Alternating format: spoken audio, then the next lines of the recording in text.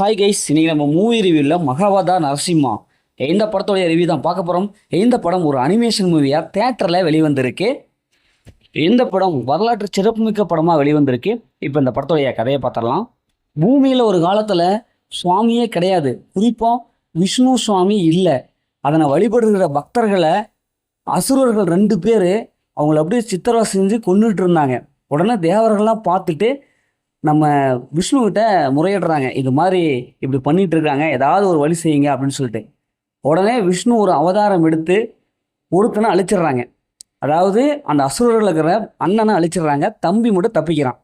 அந்த தம்பி அசுரன் பயங்கரமாக கடுந்தவம் செஞ்சு சிவபெருமான்கிட்ட சாகாத வரம் வேண்டும் அப்படின்னு சொல்லிட்டு சாகா வரம் பெறான். அது மட்டும் இல்லாமல் இந்த உலகையும் தன்னுடைய கட்டுப்பாடுகளை கொண்டு வரணும்னு சொல்லிட்டு அப்படியே பயங்கரமாக ஆட்சி செஞ்சு உலகையும் தன்னுடைய கட்டுப்பாடுகளை கொண்டு வந்துடுறான்.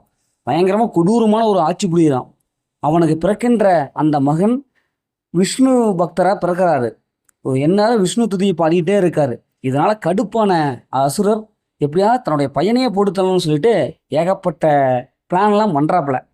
அதுக்கப்புறம் இறுதியில் அந்த அசுரன் தன்னுடைய பையனை போட்டுத்தரலனா இல்லையா, இறுதியில் என்ன ஆச்சு அப்படிங்கிறது தான் இந்த படத்தோடைய கதை. இந்த படத்தோடைய கான்ஸ்டன்ட் பார்த்தாவே அனிமேஷன் தாங்க, சும்மா ரியாலிட்டியாக எடுத்திருக்காங்க. எல்லாரும் பார்க்குற மாதிரி சூப்பராக இருக்குது. குட்டீஸ் மட்டும் இன்றி பெரியவங்களும் பார்க்கலாம். ஏன்னா அந்தளவுக்கு ஸ்க்ரீன் பிளே நல்லாவே கொடுத்துருக்காங்க, இன்ட்ரெஸ்ட்டாக போகுது.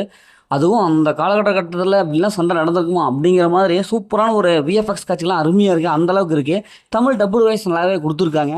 இந்த படத்தோடைய மைனஸுங்கிறது எதுவுமே இல்லை, ஏன்னா இது ஒரு அனிமேஷன் மூவி. அனிமேஷன் பக்காவாக இருக்குது.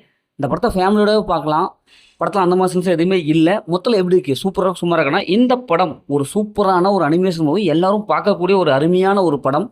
ஓகே, இதேமாரி அடுத்து ஒரு புதிய மூவி ரிவ்யூவில் சந்திப்போம்.